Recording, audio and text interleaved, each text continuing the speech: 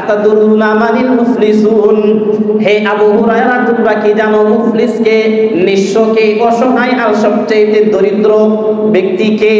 আবু হুরায়রা বললেন ইয়া রাসূলুল্লাহ ইয়া হাবিবাল্লাহ, আমাদের মধ্যে দরিদ্র ব্যক্তি হলো, গরীব আর অসহায় ব্যক্তি হলো ওই ব্যক্তিটা লা দিরহামা ওয়ালা দিনানিরাম, লা দারাহিমা ওয়ালা দানানিরাম, যার টাকা পয়সা অর্থ সম্পত্তি নাই, দিনার দিরহাম নাই, সে হলো দরিদ্র, সে হলো গরীব। আল্লাহর নবী সাল্লাল্লাহু আলাইহি ওয়াসাল্লাম বললেন না রে আবু হুরায়রা, সে গরীব না, বরং গরীব হলো ওই ব্যক্তি, নিঃস্ব হলো ওই ব্যক্তি যে ব্যক্তি হাসরের ময়দানে অনেক সওয়াবের কাজ নিয়ে আসবে, নামাজ নিয়ে উপস্থিত হবে, বিসলাতিহি ওয়া যাকাতিহি ওয়া সিয়ামিহি, হাদিসের শব্দ তিরমিজি শরীফের 2418 নম্বর হাদিস। আল্লাহর নবী বলেন হাসরের ময়দানে সে অনেক নামাজ নিয়ে উপস্থিত হবে, রোজা নিয়ে উপস্থিত হবে, সদকা নিয়ে উপস্থিত হবে, কিন্তু হাসরের ময়দানে তার পাওনাদার অনেক উপস্থিত হবে।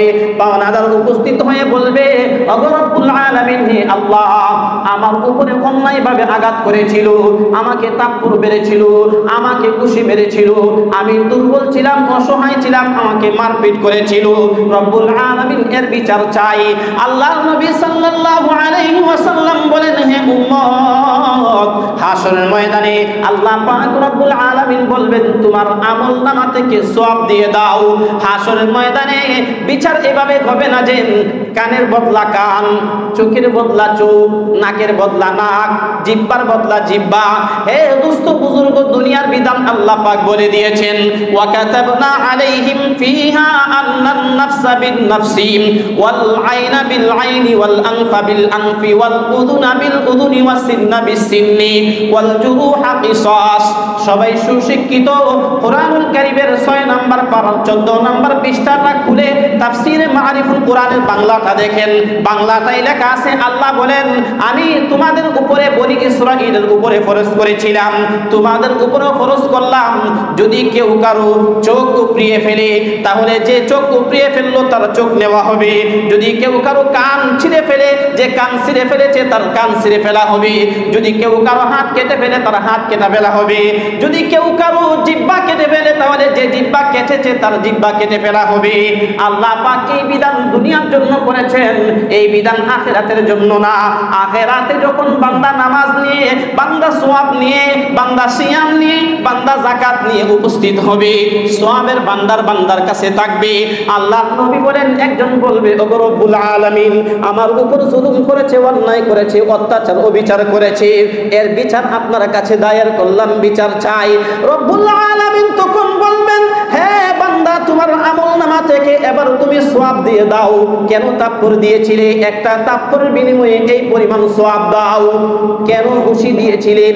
একটা ঘুষির বিনিময়ে এই পরিমাণ সওয়াব দাও। কেন তুমি একজন মানুষকে অন্যায়ভাবে কটাক্ষ কথা বলেছিলে? কটাক্ষ কথার বলার বিনিময়ে এই পরিমাণ সওয়াব দাও। আল্লাহর নবী বলেন সওয়াব দিতে দিতে দিতে দিতে অন্য এক হাদিসে আসছে যদি ওই বান্দাটার সওয়াব দেওয়ার পরে পাওনাদার শেষ হয়ে যায়, খেয়াল করেন সওয়াব তো বহু দেওয়া হয়েছে কিন্তু পাওনাদার শেষ হয়ে গেছে, অল্প কিছু নেক আমল রয়েছে, আল্লাহর পয়গম্বর বলেন হে উম্মত, ওই অল্প নেক আমলের বিনিময়ে আল্লাহ ওই বান্দাকে জান্নাত দান করবে। মহিয়ান গরিয়ান রব্বুল ইজ্জত রব্বুল আলামিনের কাছে অসংখ্য অগণিত শুকর সুজুদ যে রব্বুল আলামিন অত্যন্ত দয়া করে মহব্বত করে আল্লাহর ঘর মসজিদে সর্বাগ্রে আসার বসার তৌফিক দান করেছেন, এই জন্য কালিমাতুশ শুকরিয়া আদায় করছি আলহামদুলিল্লাহ।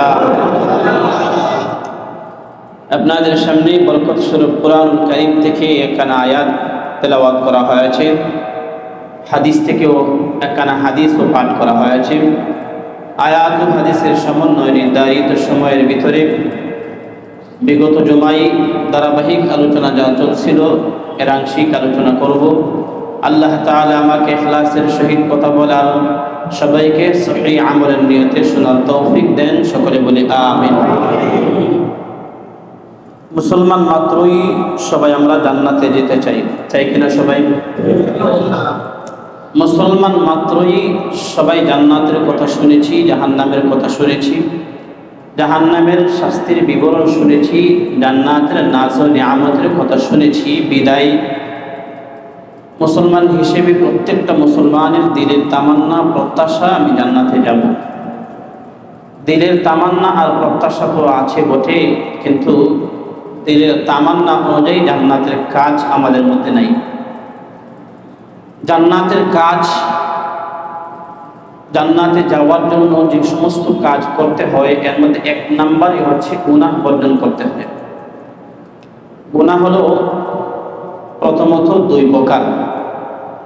কিছু গুনাহকে আরবি ভাষায় কাবায়ের বলা হয়েছে, কিছু গুনাহকে আরবি ভাষায় সগাইর বলা হয়েছে। এক বচনে হলো কবিরা সগীরা। কবিরা গুনাহ আর সগীরা গুনাহ, বড় গুনাহ আর ছোট গুনাহ। কোরআন সুন্নাহয় বিশেষত কোরআন কারীমে যে সমস্ত শব্দ ব্যবহার হয়েছে, মাসিয়াত একটা শব্দ ব্যবহার হয়েছে, ইসিয়ান একটা শব্দ ব্যবহার হয়েছে, দামবুন একটা শব্দ ব্যবহার হয়েছে, ইসমুন একটা শব্দ ব্যবহার হয়েছে, সাইয়্যাতুন একটা শব্দ ব্যবহার হয়েছে। কোরআনুল কারীমে গুনাহকে বোঝানোর জন্য প্রায় 5টা শব্দ ব্যবহার করা হয়েছে। কোরআনুল কারীমের বিভিন্ন আয়াতে আল্লাহ তাআলা কবিরা গুনার কথা উল্লেখ করেছেন। এর মধ্যে সূরাতুন নজম 27 নম্বর পারা 6 নম্বর পৃষ্ঠায় রব্বে কারীম রব্বুল আলামিন বলতেছেন, আল্লাযীনা ইয়াজতানিবুনা কাবাইরাল ইসমি ওয়াল ফাওয়াহিশা ইল্লাল লামাম। মুত্তাকি পরহেজগার ব্যক্তির পরিচয় হলো সে বড় গুনাহ থেকে বেঁচে থাকে। আল্লাযীনা ইয়াজতানিবুনা কাবাইরাল ইসমি, বড় বড় গুনাহ থেকে বেঁচে থাকে, ওয়াল ফাওয়াহিশ, অশ্লীল কাজ থেকে বিরত থাকে, ইল্লাল লামাম, ছোটখাটো গুনাহ অনেক সময় তার থেকে বিকশিত হয়, তার থেকে প্রকাশ পেয়ে যায়। এখানে আল্লাহ পাক কবিরা গুনার কথা বললেন।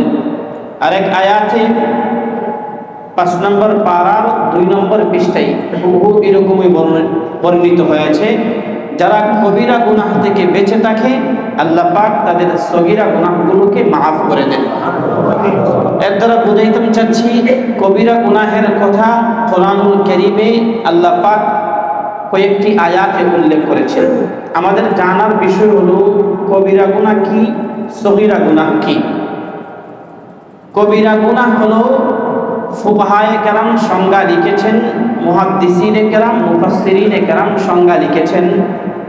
কবিরা গুনাহ হলো যেই গুনাহের বিষয়ে কোরআনে অথবা হাদিসে সরাসরি স্পষ্টভাবে নস অবতীর্ণ হয়েছে, আয়াত বা হাদিস অবতীর্ণ হয়েছে, স্পষ্টভাবে নিষেধ করেছে, হারাম করেছে অথবা ফরজ করেছে। ফরজ কোনো বিষয়, ওয়াজিব কোনো বিষয় ছেড়ে দেওয়া হলো কবিরা গুনাহ। আর আল্লাহ পাক যা হারাম করেছেন, নবী যা হারাম করেছেন, এই সব কাজে লিপ্ত হওয়ার নাম হলো কবিরা গুনাহ।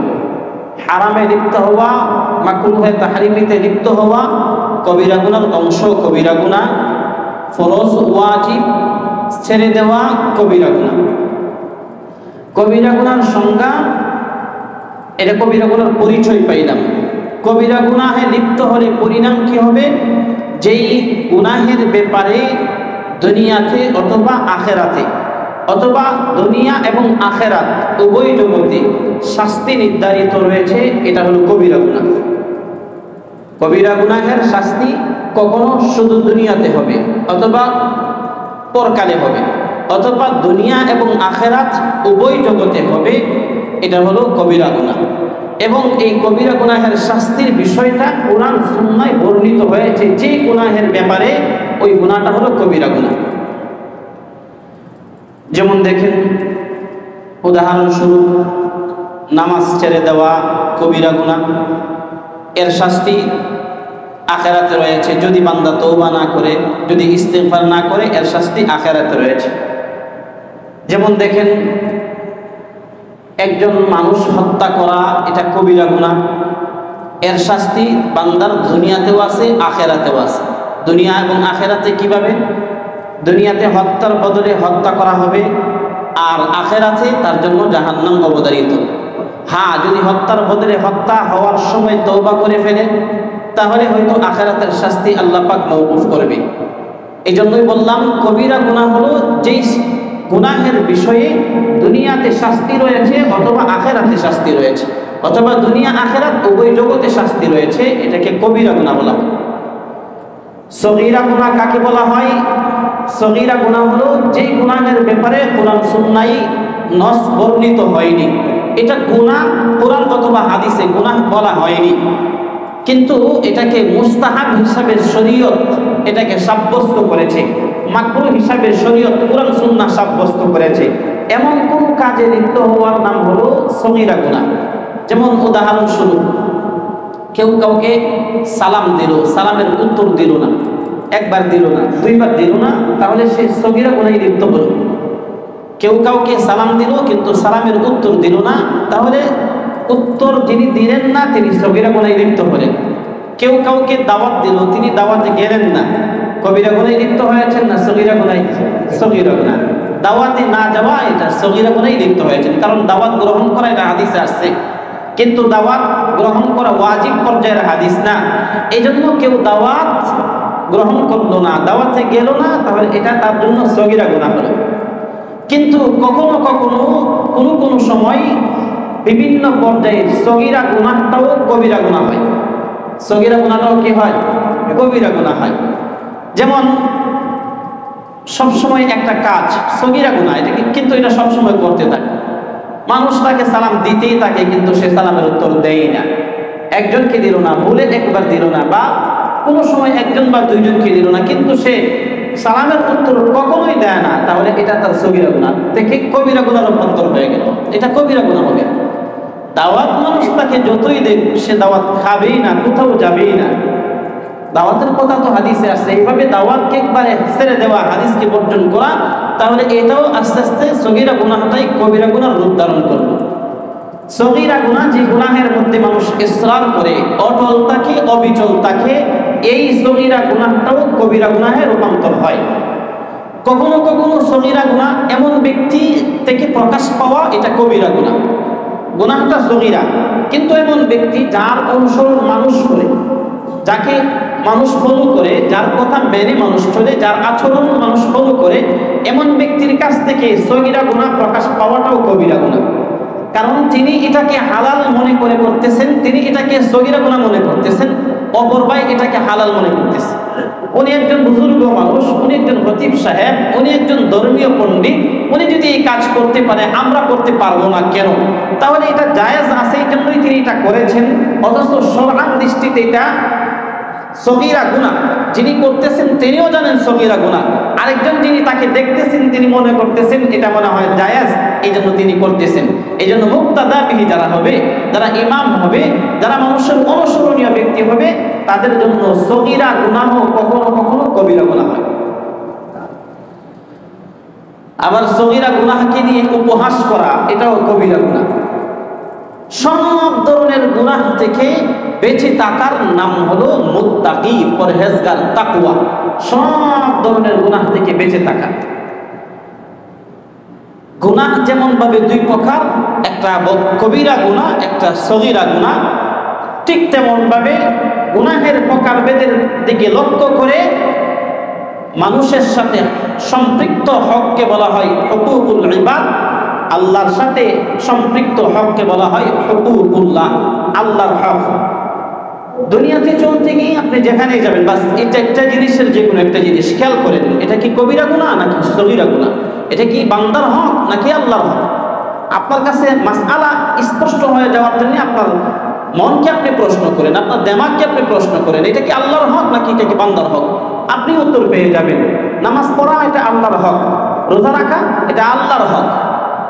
এইরকম বহু ইবাদত বন্দেগী রয়েছে যেগুলো আল্লাহর সাথে সম্পৃক্ত। তাসবিহ হাতে নিয়ে সারাদিন জিকির করা এটা আল্লাহর হক, তেলাওয়াত করা এটা আল্লাহর হক। এই আল্লাহর হকে আপনি ত্রুটি করেছেন, কোনো ব্যক্তি কোনো বান্দা ত্রুটি করেছে, তিরমিজি শরীফের হাদিসে বর্ণিত হয়েছে, পাপ করতে করতে করতে করতে বান্দা আল্লাহর হকের পাপ করতে করতে এই পরিমাণ করেছে, এরকম একটা দুনিয়া না, এরকম দুইটা দুনিয়া না, এরকম তিনটা দুনিয়া না, এরকম চারটা দুনিয়া না, এরকম 10টা দুনিয়া পাপে ভরপুর হয়ে গেছে। এরপরও রব্বুল আলামিন বলেন, এরপরও রব বলেন, হে বান্দা তুমি নিরাশ হও না, আমি রবের কাছে মাফ চাও, আমি আল্লাহ তোমার জিন্দেগির গুনাহ মাফ করে দিব। বান্দা নিরাশ হবে না, বান্দাকে আল্লাহ মাফ করবে। লা তাকনাতু মির রাহমাতিল্লাহ, বান্দা তুমি নিরাশ হবে না, আমি রবের রহমতের আশা থেকে তুমি নিরাশ হবে না, আমি আল্লাহ তোমাকে মাফ করব। তাহলে আপনি কোন কাজ করতেছেন, দেখেন ভাবেন এটা কি বান্দার হক নাকি আল্লাহর হক। যদি আল্লাহর হকে ত্রুটি হয় তাহলে এটা মাফ দুনিয়াতে পাওয়ার আশা, এটাকে কেন্দ্র করে আপনি আখিরাতেও মাফ পাবেন, এই আশা করতে পারেন, এই আশা পোষণ করতে পারেন। কিন্তু রব স্পষ্টভাবে জানিয়ে দিয়েছেন, বহু হাদিসে বর্ণিত হয়েছে, নবী সাল্লাল্লাহু আলাইহি ওয়াসাল্লাম বলেছেন, যার মাফহুম, যার বাবার্থ হলো এরকম, দ্বিতীয় হক যেটা বান্দার সাথে সম্পৃক্ত, বান্দা এখন চাই আপনার ছেলে হোক, চাই আপনার সন্তান হোক, চাই আপনার আমার মেয়ে হোক, চাই আপনার আমার স্ত্রী হোক, স্বামী হোক, চাই মা বাবা হোক, যারই হোক না কেন, বান্দার হকটা দুনিয়াতেই তার প্রাপ্য আদায় করতে হবে, দুনিয়াতেই তার প্রাপ্য দিয়ে দিতে হবে। বান্দার হক নষ্ট করলে কিয়ামতের কঠিন ময়দানেও রব্বুল আলামিন বলবেন, আমি তো বান্দার হকের পাওনা তোমাকে, আমি তো তোমার বান্দার হকের পাওনার বিচার তোমার করতে পারবো না। বান্দার হকটা যেটা দুনিয়াতে তুমি করেছিলে, নষ্ট করেছিলে, বান্দার কাছ থেকেই ক্ষমা দিতে হবে। সমস্যাটা ভাই এই জায়গাতেই, নামাজ এক ওয়াক্ত 5 ওয়াক্তের জায়গায় 6 ওয়াক্ত পড়তেও রাজি, তাহাজ্জুদ পড়তেও প্রস্তুত, আওয়াবিন পড়তেও প্রস্তুত, ইশরাক পড়তেও প্রস্তুত, জিকির 800 বারের জায়গায় 1600 বার পড়তে প্রস্তুত, কুল হুয়াল্লাহু আহাদ 3 বারের জায়গায় 1000 বার পড়তে প্রস্তুত, কিন্তু বান্দার হকের বেলায় পরিপূর্ণভাবে হক আদায় করে চলার জন্য কেউই প্রস্তুত না। সমস্যা পাই যাবে। এই জন্য হযরত আবু হুরায়রা থেকে বর্ণিত হাদিস, যদিও আগেও আপনাদেরকে হাদিসটি শুনিয়েছি, আল্লাহর নবী সাল্লাল্লাহু আলাইহি ওয়াসাল্লামকে আবু হুরায়রা রাদিয়াল্লাহু তাআলা আনহুকে নবী জিজ্ঞাসা করলেন, আতাদুরুনা মানিল মুফলিসুন, হে আবু হুরায়রা তোমরা কি জানো মুফলিসকে, নিঃস্বকে, অসহায় আর সবচেয়ে দরিদ্র ব্যক্তিকে?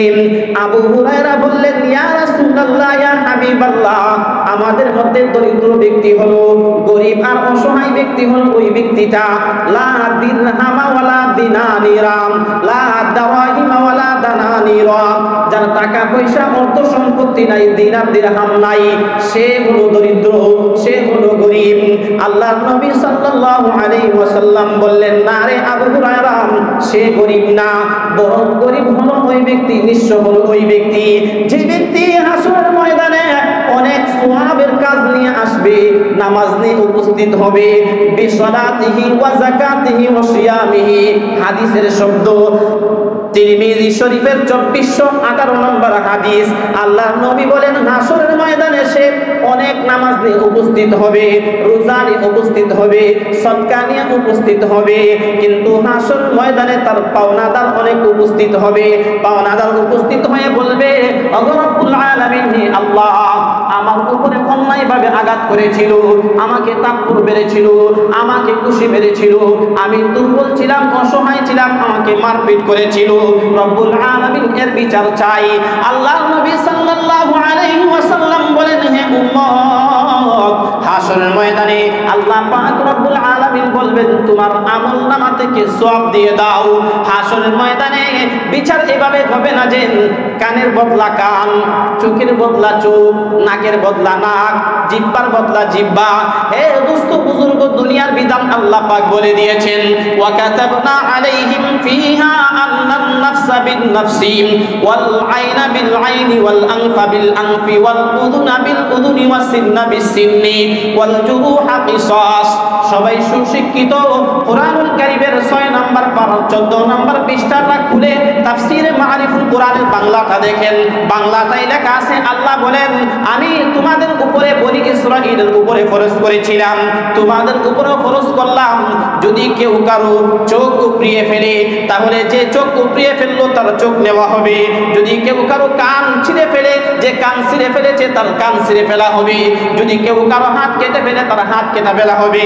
যদি কেউ কারো জিহ্বা কেটে ফেলে তাহলে যে জিহ্বা কেটেছে তার জিহ্বা কেটে ফেলা হবে। আল্লাহ পাক এই বিধান দুনিয়ার জন্য করেছেন, এই বিধান আখিরাতের জন্য না। আখিরাতে যখন বান্দা নামাজ নিয়ে, বান্দা সওয়াব নিয়ে, বান্দা সিয়াম নিয়ে, বান্দা যাকাত নিয়ে উপস্থিত হবে, সওয়াবের বান্দার কাছে থাকবে। আল্লাহর নবী বলেন, একজন বলবে ওগো রব্বুল আলামিন আমার উপর জুলুম করেছে, অন্যায় করেছে, অত্যাচার অবিচার করেছে, এর বিচার আপনার কাছে দায়ের করলাম, বিচার চাই। রব্বুল আলামিন তখন বলবেন, হ্যাঁ বান্দা তোমার আমলনামা থেকে এবার তুমি সওয়াব দিয়ে দাও। কেন তাপ্পর দিয়েছিলে? একটা তাপ্পরের বিনিময়ে এই পরিমাণ সওয়াব দাও। কেন ঘুষি দিয়েছিলেন? একটা ঘুষির বিনিময়ে এই পরিমাণ সওয়াব দাও। কেন তুমি একজন মানুষকে অন্যায়ভাবে কটাক্ষ কথা বলেছিলে? কটাক্ষ কথার বলার বিনিময়ে এই পরিমাণ সওয়াব দাও। আল্লাহর নবী বলেন, সওয়াব দিতে দিতে দিতে দিতে অন্য এক হাদিসে আসছে, যদি ওই বান্দাটার সওয়াব দেওয়ার পরে পাওনাদার শেষ হয়ে যায়, খেয়াল করেন সওয়াব তো বহু দেওয়া হয়েছে কিন্তু পাওনাদার শেষ হয়ে গেছে, অল্প কিছু নেক আমল রয়েছে, আল্লাহর পয়গম্বর বলেন, হে উম্মত ওই অল্প নেক আমলের বিনিময়ে আল্লাহ ওই বান্দাকে জান্নাত দান করবে। কিন্তু যদি একবারে আমল একবারই শেষ হয়ে যায়, সব শেষ হয়ে গেল, আল্লাহর পয়গম্বর রাসূলুল্লাহ সাল্লাল্লাহু আলাইহি ওয়াসাল্লাম বলেন, পাওনাদার আরো রয়ে গেছে, এবার আরো পাওনাদার আসতেছে, আরো বলতেছে, ওগো রব আমার পাওনাদার কাছে এই আছে সেই আছে। আল্লাহ নবী সাল্লাল্লাহু আলাইহি ওয়াসাল্লাম বলেন, হে উম্মত তাহলে আল্লাহ পাক রব্বুল আলামিন এবার বলবে, হে বান্দা এবার তোমার সওয়াব শেষ হয়ে গেছে, নামাজ যাকাত সিয়াম সব কিছু শেষ হয়ে গেছে, এবার যার উপর জুলুম নির্যাতন করেছিলে, যার উপর অত্যাচার করেছিলেন, তার গুনাহের বোঝা তোমার মাথায় নাও। নবী বলেন, তার গুনাহের বোঝা মাথায় নেয়া শেষ পর্যন্ত ওই লোকটা জাহান্নামী হবে। আবু হুরায়রাকে নবী বলেন, সাহাবায়ে কেরামকে নবী বলেন, হে আমার সাহাবায়ে কেরাম, সবচাইতে নিঃস্ব, সবচাইতে গরিব, সবচাইতে দরিদ্র হলো ওই ব্যক্তি, নামাজ রোজার সব টাকা সত্ত্বেও যে ব্যক্তি হাসরের ময়দানে অন্যের বোঝা নিয়ে জাহান্নামে যাইতে হবে। কার জন্য লাফাচ্ছেন ভাই? কিসের জন্য লাফাচ্ছেন? কাকে গরিব ভাবছেন? ডানে ভাবে শুধু সফলতা দেখতেছেন, বিফলতার ব্যর্থতার কথা খেয়াল করেন না কেন? হাসরের ময়দান তো আপনারা আমার সামনে উপস্থিত। মরণ তো ডিজিটাল বাংলাদেশে ডিজিটাল মরণ হইতেছে, যাদের মরণ হইতেছে তাদেরকে নিয়ে ভাবতেছেন কেন? নিজেকে নিয়ে ভাবেন না কেন? আপনারা আমার তো যে কোনো সময় মরণ হয়ে যেতে পারে। আমি তাকে মারতেছি, কি জবাব দিব আল্লাহর কাছে? আল্লাহর কাছে তার ব্যাপারে আল্লাহর আদালতে আমি কিভাবে দাঁড়াবো? আল্লাহর আদালতে যদি আমি জবাবদিহি করতে না পারি তাহলে এই কাজ আমি করতেছি কেন? কই আমার পাশে তো তখন কেউ থাকবে না। দল তো দূরের কথা, শক্তি তো দূরের কথা, মা কাছে থাকবে না, বাবা কাছে থাকবে না। কুরআনুল কারীমের সূরা আবাসা আমপাড়ার 5 নম্বর পৃষ্ঠা তাফসীরে মাআরিফুল কোরআনের বাংলা আপনিও খুলে দেখেন। রব্বে কারীম বলতেছেন, ইয়াউমা ইয়াফিরুল মারউ মিন আখিহি ওয়া উম্মিহি ওয়া আবিহি ওয়া সাহিবাতিহি ওয়া বানিহি। রব্বুল আলামিন বলেন, ইয়াউমা ইয়াফিরুল মারউ মিন আখিহি, ভাই থেকে ভাই পলায়ন করবে, ভাই ভাইকে দেখে লুকিয়ে যাবে, ভাইয়ের পরিচয় দিবে না। ইয়াউমা ইয়াফিরুল মারউ মিন আখিহি ওয়া উম্মিহি ওয়া আবিহি, মা সন্তানকে দেখে পলায়ন করবে, বাবা সন্তানকে দেখে পলায়ন করবে। ইয়াউমা ইয়াফিরুল মারউ মিন আখিহি ওয়া উম্মিহি ওয়া আবিহি ওয়া সাহিবাতিহি ওয়া বানিহি, স্ত্রীর জন্য, প্রিয়তমার জন্য কত কিছুই না করলাম, জীবনের সব কিছু বিলীন করলাম, সেই প্রিয়তমা স্ত্রী ও স্বামীকে দেখে পলায়ন করবে। ওয়া সাহিবাতিহি ওয়া আখিহি ওয়া ফাসিলাতিহি আল্লাতী তুবিহি ওয়া বানিহি, জ্ঞাতি গোষ্ঠীর লোকেরাও পলায়ন করবে। আল্লাহ পাক সূরা মাআরিজের মধ্যে বলতেছেন, সবাই পলায়ন করবে। ওয়া ফাসিলাতিহি আল্লাতী তুবিহি, এমনকি তোমার জ্ঞাতি, তোমার গোষ্ঠী, তোমার দল, যাকে তুমি সাহায্য করতে, যে তোমাকে সাহায্য করত, কেউ তোমার পরিচয় দিবে না, কেউ তোমার সামনে এসে দাঁড়াবে না। রব্বে কারীম বলেন, ওই ব্যক্তিটা হাসরের ময়দানে জাহান্নামের পাপ থেকে থেকে বাঁচার জন্য আল্লাহ পাকের কাছে বলবে, ওগো আল্লাহ আমার জ্ঞাতি গোষ্ঠীর কারণে আমি পাপে লিপ্ত হয়েছি, ওগো আল্লাহ দলের কারণে পাপে লিপ্ত হয়েছি, ওগো রব্বুল আলামিন ক্ষমতার কারণে আমি পাপে লিপ্ত হয়েছি, ওগো আল্লাহ সম্পত্তির কারণে পাপে লিপ্ত হয়েছি, সন্তানের কারণে পাপে লিপ্ত হয়েছি, আল্লাহ এদের সবাইকে বিনিময় হিসাবে দিলাম, সবগুলোরে জাহান্নামে দেন, আমাকে একা জান্নাতে দেন। আল্লাহ বলবেন কাল্লা কাল্লা, না এটা হতে পারে না রে বান্দা, ইন্নাহা লাযা, তুমি পাপ করেছিলে, তুমি অন্যায় করেছো, পাপের শাস্তি তোমাকেই ভোগ করতে হবে, পাপের শাস্তি তোমাকেই ভোগ করতে হবে। এই জন্য বন্ধু দুস্থ বুজুর্গ, বান্দার হকের বেলায় একবারে চৌখান্ন থাকা, যদি আল্লাহর হকে ত্রুটি হয় আল্লাহ পাক মাফ করে দিতে পারেন, কিন্তু বান্দার হক আল্লাহ মাফ করবেন না। সাফ ঘোষণা, স্পষ্ট ঘোষণা, আল্লাহ নবী সাল্লাল্লাহু আলাইহি ওয়াসাল্লাম বলেছেন, আল্লাহ পাক রব্বুল আলামিন বলে দিয়েছেন বান্দার হক তোমাকে মাফ করা হবে না। যেখানে বান্দার তাকবীর দিলেও সওয়াব দিতে হবে, যেখানে বান্দাকে একটা কটাক্ষ করে বললেও কথা বললেও সওয়াব দিতে হবে, যেখানে বান্দার সম্পত্তি আত্মসাৎ করলেও সওয়াব দিতে হবে। আপনারাই বলুন সেখানে একজন মানুষকে হত্যা করলে কি পরিমাণ সওয়াব আর কি পরিমাণ শাস্তি ভোগ করতে হবে। আল্লাহ পাক রব্বুল আলামিন কোরআনুল কারীমের 5 নম্বর পারার 12 নম্বর পৃষ্ঠার মধ্যে বলতেছেন, ওয়া মান ইয়াকুতুল মুমিনান মুতাআম্মিদান ফাজাযাউহু জাহান্নামু খালিদিনা ফিহা। আল্লাহ পাক রব্বুল আলামিন বলেন, যেই ব্যক্তি কোনো মুমিন বান্দাকে ইচ্ছাকৃতভাবে হত্যা করলো তার জন্য জাহান্নামের আগুন চিরস্থায়ী হবে। জোরে বলবেন না নাউজুবিল্লাহ। মুমিন মুসলমানকে ইচ্ছাকৃতভাবে হত্যা করলে অস্থায়ী জাহান্নাম না চিরস্থায়ী জাহান্নাম? জোরে বলেন, অস্থায়ী না চিরস্থায়ী? চিরস্থায়ী জাহান্নাম। কত নাম্বার পারায় আছে? 5 নম্বর পারার 12 নম্বর পৃষ্ঠায় রব্বে কারীম বলছেন মুতাআম্মিদান, যে ব্যক্তি ইচ্ছাকৃতভাবে কোনো মুমিনকে হত্যা করবে সে ব্যক্তি চিরস্থায়ী জাহান্নামী।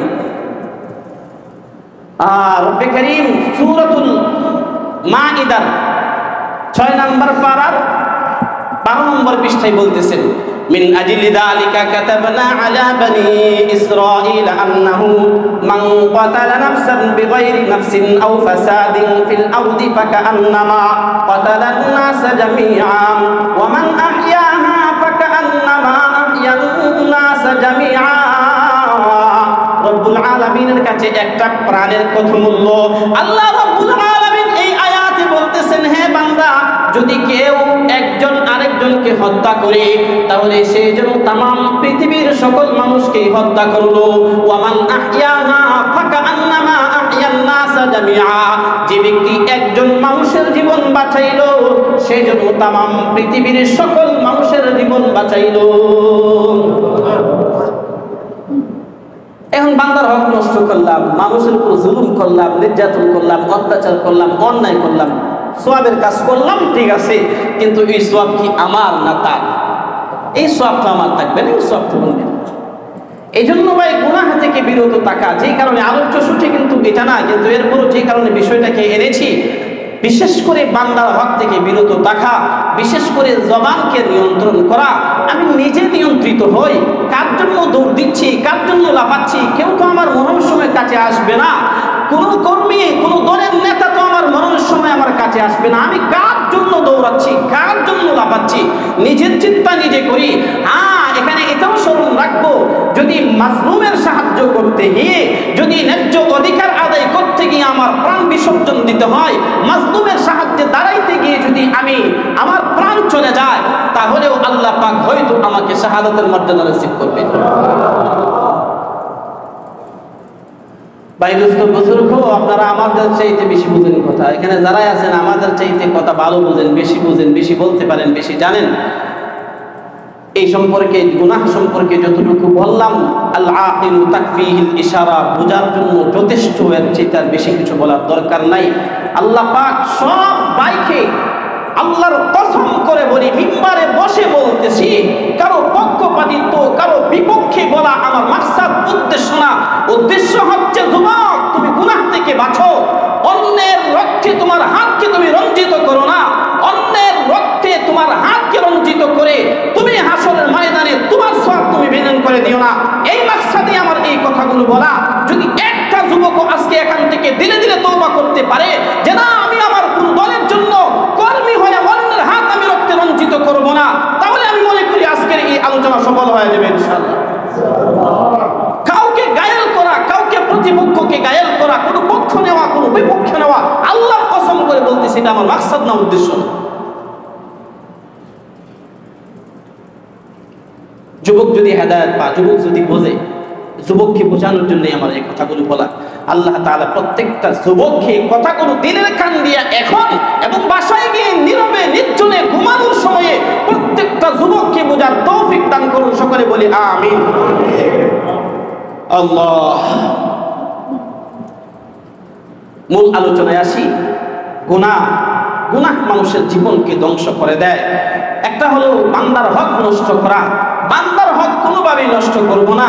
আমরা তো ভাই এক ভাই সুন্নত করছে না, এটা নিয়ে সমালোচনা করলাম, অথচ সুন্নত যদি সে বছরে একবার ছেড়ে দিয়ে থাকে এটা সে সগীরা গুনাহ করেছে। আর আপনি আর আমি যে সমালোচনা করলাম এটা সগীরা না কবিরা গুনাহ? কবিরা। দ্বীন শরীয়ত এটা বুঝার নাম, বুঝতে পারলে আমল সহজ। কাজ একজনে করছে, এটা মাকরুহের কাজ করছে, আপনি আর আমি সমালোচনা করে কবিরা গুনাহের কাজ করতেছি।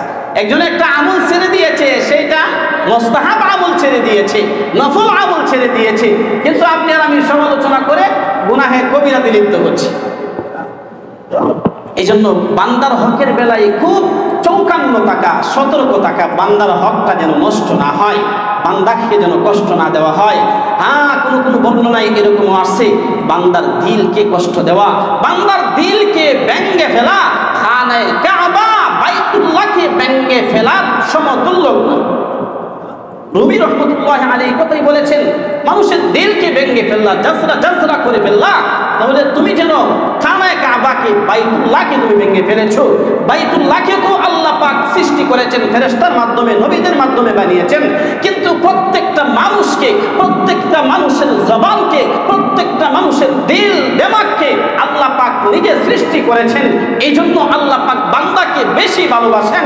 এই জন্য খানায়ে কাবাকে ব্যঙ্গে ফেলার চাইতে মানুষকে ব্যঙ্গে ফেলা, মানুষকে মেরে ফেলা কবিরা গুনাহ, এর চাইতে আরো বড়। কি করতেছি ভাই, একটু চিন্তা করি না? কি জবাব দিব আল্লাহর আদালতে? আল্লাহ পাক আমাদের সবাইকে বান্দার হকে চৌকান্ন টাকা তৌফিক দান করুন। সকলে বলি আমিন।